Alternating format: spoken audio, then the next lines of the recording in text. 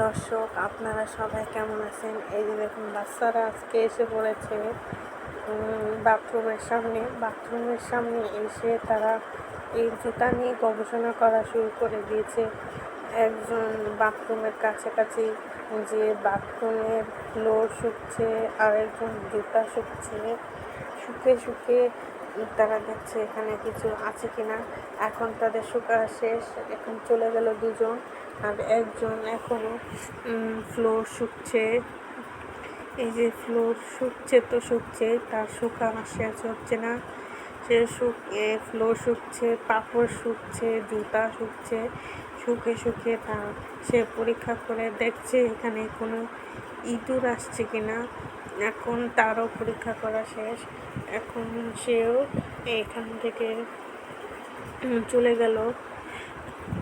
চলে যাচ্ছে। এই যে এখন সে চলে যাবে কিনা সেটাও সে বুঝতে পারছে না।